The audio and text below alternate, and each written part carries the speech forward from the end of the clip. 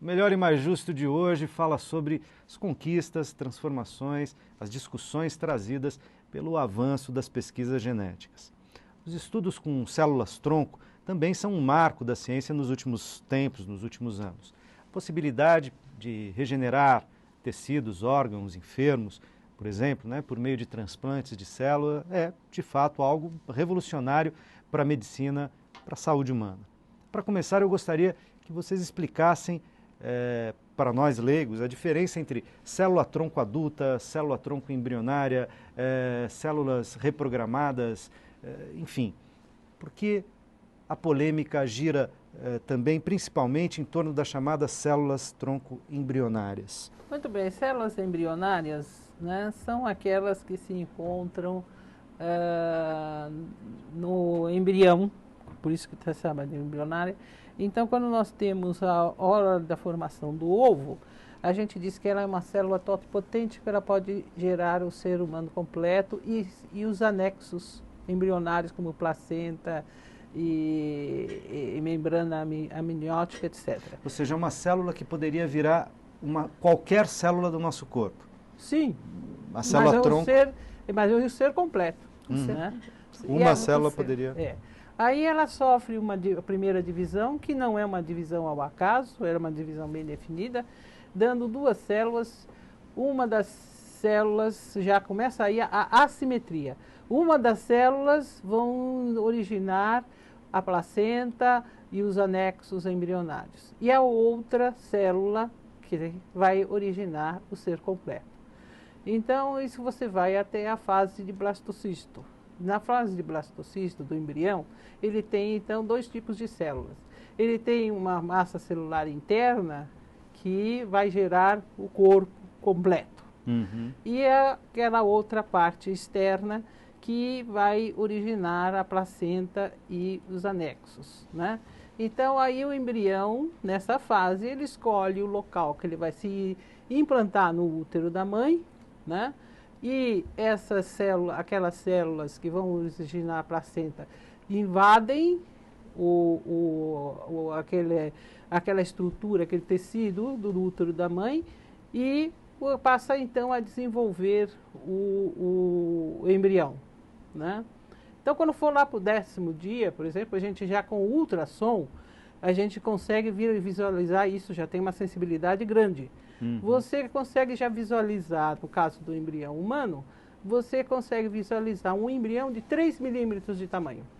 E ainda a primeira coisa que você vê que forma lá é o coração, porque você vê nesse embrião de 10 dias... Já uma pulsação. Hoje uma pulsação, que é necessária, porque ele forma também o saco vitelíneo, que é o que vai alimentá-lo por um tempo até formar o cordão umbilical que vai ligá-lo à mãe. E as células-tronco embrionárias seriam do embrião totipotente e desta época, desse período gestacional? Não. Até que tempo do embrião que a gente considera a célula-tronco embrionária? Sim, até a fase de blastocisto. Então, até a fase de blastocisto. Agora, o interessante disso é que, se você arrancar essas células, da massa celular interna... Em termos de tempo, sim. Que são 6 dias. 5, 6 dias. Se você tirar essa massa celular interna e você quiser fazer uma cultura, aí você faz uma cultura, aparece umas estruturas lá que a gente chama de corpo embrióide. Só que a partir desse corpo embrióide você não consegue originar os diferentes tecidos. Ela não é multipotente. Sim. Ou pluripotente. Porque se você pegar e injetar isso num camundongo ou num rato que tem a imunidade dele reduzida, você vai ver que aparecem tumores. Elas são células com características cancerígenas. E o interessante é que eu estudo tumores. E então nós estudamos um tipo de tumor chamado melanoma, que é um tumor terrível. E a gente verificou que a gente cultivando essas células por 8 meses, através da seleção natural, ela vai acabando com as outras células vizinhas e ela forma corpos embrióides também. E que tem todos os marcadores das células embrionárias. Essas são as pluripotentes, se tornam... São células, mas elas são cancerígenas. São cancerígenas. São cancerígenas. Né? E esse, né, quer dizer, quando se começa a falar em célula embrionária, a grande briga, vamos poder mexer com célula embrionária ou não, quer dizer, é uma célula totipotente? É. Só que assim, a gente não sabe manipular, a gente não sabe controlar, e ela vira câncer. Tá? Então, assim, enquanto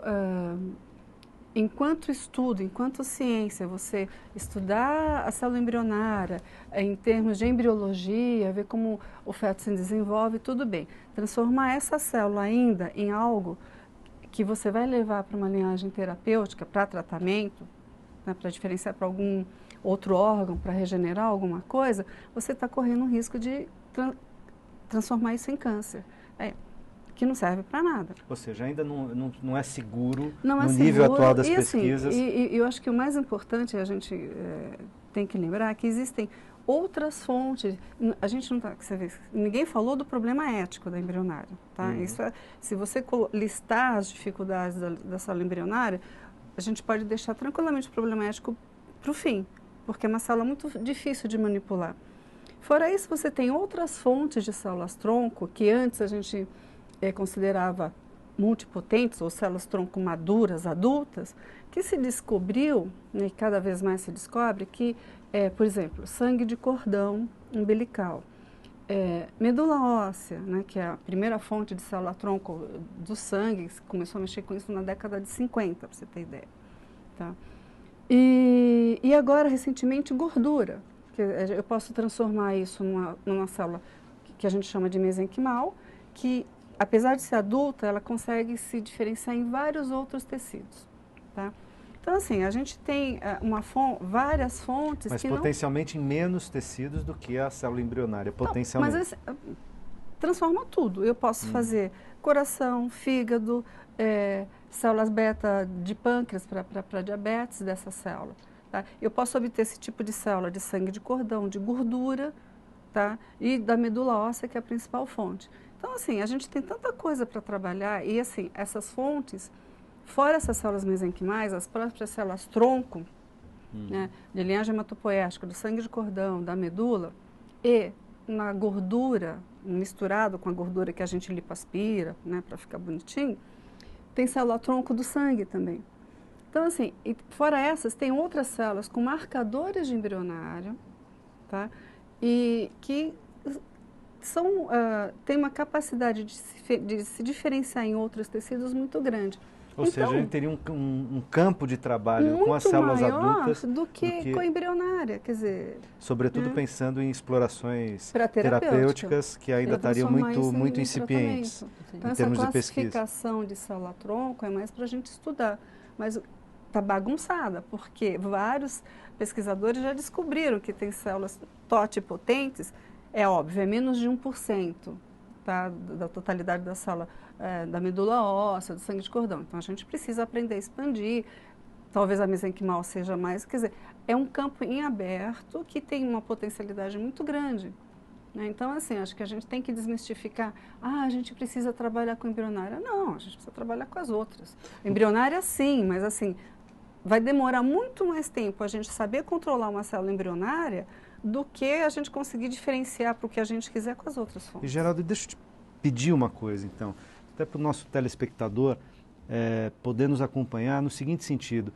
Há então, um conjunto de mitos, de mistificações, ou de, pelo menos, aligeiramentos naquilo que se vende sobre as aplicabilidades, as aplicações das pesquisas, tanto no genoma quanto na célula-tronco.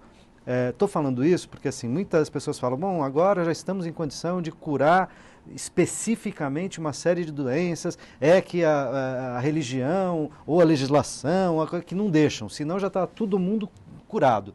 Né? Existe essa banalização da discussão. Você nos falava aqui, me contava aqui no intervalo, sobre essa ideia de que algumas doenças talvez seja teoricamente mais fácil, porque elas são Elas não são poligenéticas, né? Poligênicas. Poligênicas. Então, explica isso para a gente, para o telespectador, por favor. Sim, vamos dizer, a redescoberta das células-tronco, né? Porque isso, na realidade, é um campo de pesquisa que vem aí já de algumas décadas. 1950. Já foram identificadas essas células-tronco da diferenciação. Então, a redescoberta das células-tronco pela biologia e medicina, é natural que tenha essa expectativa da cura de doenças, porque é o que mais importa para a população. Aquilo que está sendo investido nos laboratórios, que não é barato, as pesquisas, e que a grande maioria dos laboratórios, principalmente aqui no Brasil, nós fazemos as pesquisas de verbas oriundas dos impostos. Então, é natural e salutar que a população nos cobre. Para que vai servir isso? Inclusive porque é o dinheiro da população. Porque é o próprio dinheiro da população. Que, em grande medida, financia essas pesquisas. Está certo. Tá certo. Né? Mas, ao mesmo tempo, existe muita expectativa em torno disso, já dando como definitivo alguma descoberta que, se você pergunta para o cientista experiente, ele não vai ser tão, vamos dizer, tão sensacionalista como a gente vê. Ele pode estar motivado cientificamente na descoberta do como. Como acontece a diferenciação celular. Ele vê aquele caminho, aquela pesquisa como muito promissora. Se a gente fizer um exercício de perspectiva, sem dúvida pode ter uma aplicação, e a gente está torcendo para isso. Existem pesquisas mostrando regeneração de tecido nervoso. Sim, com células-tronco, que a gente fica mesmo... Ou seja, a expectativa é real. A expectativa Mas é a real. ideia de uma panaceia, de um remédio para todos os males, essa é falsa, é exagerada. Eu acho assim, muito delicado. Eu faço uma comparação com, por exemplo, há uns 20 anos atrás, nós estávamos vivendo esse tipo de coisa com a terapia gênica.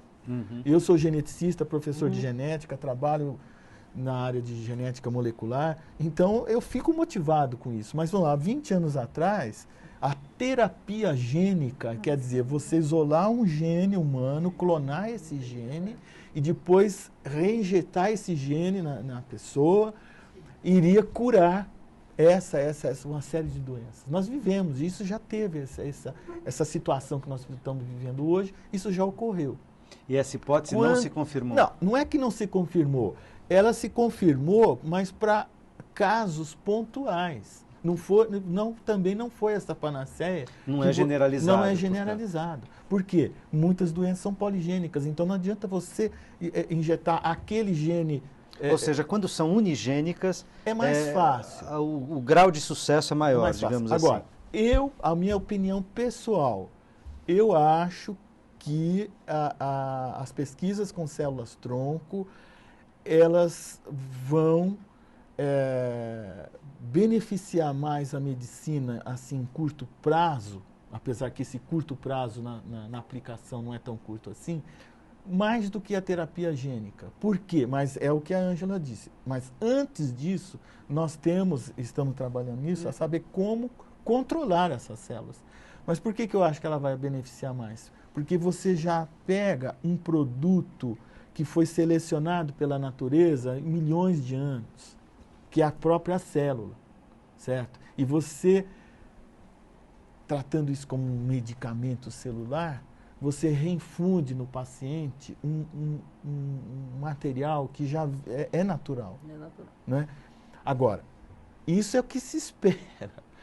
Nós precisamos saber controlar essas células em laboratório, nós precisamos classificar essas células e identificar aquelas células que vão servir para tratar essa doença ou aquela. Então, eu acho assim, tem que ter um pouco de cuidado nessa motivação que às vezes a mídia nos cobra. A gente vive numa sociedade de espetáculo, né, Alice? Mas E aí tem uma espetacularização de um monte de coisa. Pega uma um conhecimento tão importante e delicado e, ao mesmo tempo, que oferece expectativas muito promissoras, o espetáculo toma conta, tá certo? Ele tem que tomar cuidado com isso. E você veja que o pessoal, eu vi que no resultado de um dos encontros lá nos Estados Unidos sobre células-tronco, adultas, eles chegaram à seguinte conclusão: vamos parar com a tentativa e erro e vamos voltar para o estudo básico para entender como estas células funcionam, como é que elas se proliferam, como é que elas se diferenciam. E para a gente poder, então, obter sucesso no tratamento com essas células. Ou seja, a tentativa e erro seria uma forma de dizer assim, olha, estamos querendo pular etapa para chegar logo nos resultados que a expectativa da gente, que o nosso desejo indica. Calma, vamos devagar com a dor, é isso? Santa de barro, não dá para pular etapa. E aí, eu acabei de chegar de um simpósio na França, em Cannes, onde a gente conversou só sobre célula mesenquimal, e vários grupos europeus mostraram alguns resultados clínicos. Angela, desculpa a minha ignorância, mas células mesenquimais, é um tipo de célula-tronco adulta. Tá? E essa que a gente consegue até da gordura. E a conclusão do simpósio é que, assim, precisa avançar em algumas situações especiais na clínica, sim, eles vão continuar, mas com olhos para a básica, quer dizer, se chega à conclusão agora não, a gente precisa saber mais das células, ter mais cuidado no que se fala, né, para poder fazer uma terapia de melhor qualidade, né, para não ser surpreendido, não, a minha célula não vira câncer, ótimo, daqui a 10 anos o teu paciente está com câncer, e você vai fazer o que depois? Ok, eu preciso fazer mais um rápido intervalo e a gente já volta para o último bloco do programa. Até já!